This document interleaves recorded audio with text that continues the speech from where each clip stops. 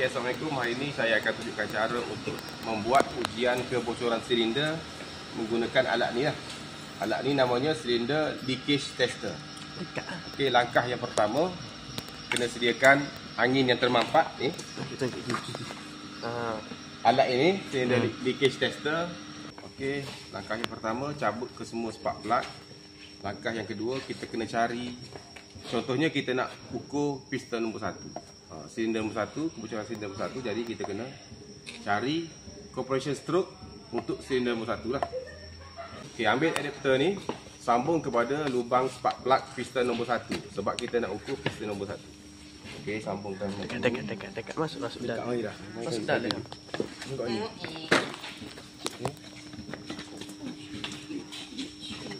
Pastikan rapat lah, supaya tak berlaku kebocoran.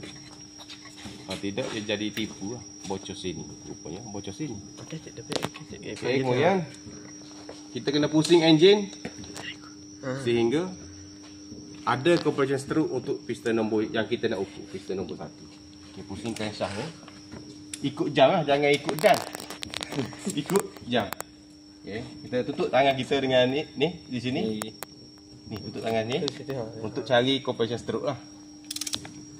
Okey, tak ada lagi. Okey, ada rasa angin. Okey, sekarang ni kita kena cari TDC lah.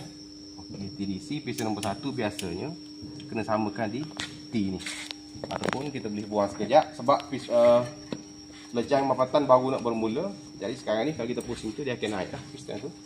Jadi kita ambil, cabut balik benda ni, ambil dipstick, okey, letak di sini dan cari pusing sehingga ada TDC.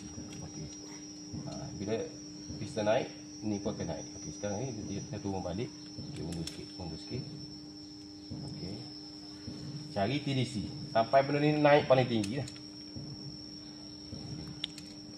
Okey, boleh. Okey, sekarang ni piston nombor 1 tengah TDC. Okey, kemudian masuk balik benda ni, masukkan balik adapter kita.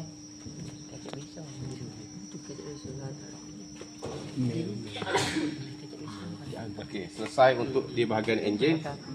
Kemudian kita kena preset alat kita ni. Preset alat kita.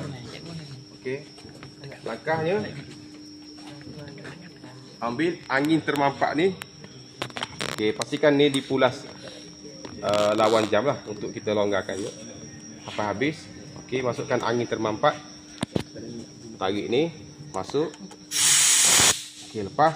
Okey, untuk preset dia, pulas alat tu ni sehingga jarum yang sebelah kanan ni sampai ke kosong. Slow-slow pula, slow-slow. Okey, pulas lagi, ikut jam sampai dia naik. Okey. Okey, lagi sikit, slow-slow, jangan terlebih lah, sampai meter ni kosong. Nampak tak? Okey, sikit lagi.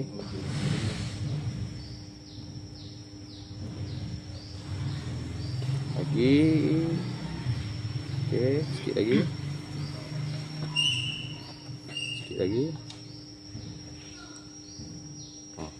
Ya tu. Okey, boleh lah. Okey, sekarang kita dah set kosong pada meter sebelah kanan. Okey, sekarang masukkan ke adapter untuk spark plug. Okey, pastikan enjin tak terpusing lah. Enjin tak terpusing. Okey, sekarang ni kita boleh ambil bacaan lah. Okey, ambil bacaan yang pertama.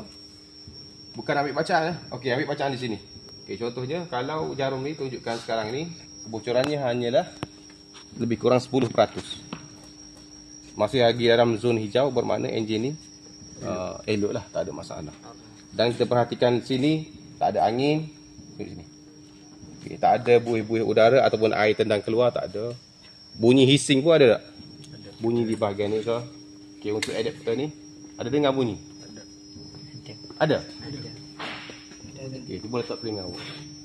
Ada sikit? Tak ada. Ada sikit lah.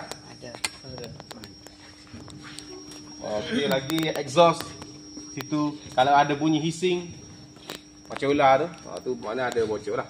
Tapi kalau kita tengok meter ni dia berada pada zon hijau, maknanya kebocoran dia hanya sedikit 10% saja yang bocor. Jadi untuk silinder nombor 1 tak ada masalah. Tak ada masalah dan masih lagi boleh beroperasi untuk enjin ni lah. Okey. Dan sekarang sudah selesai untuk silinder nombor 1.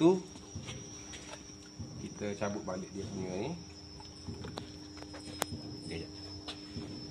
Okey, cabut adapter. Okey, kemudian boleh ulang untuk piston yang seterusnya. Okey, terima kasih.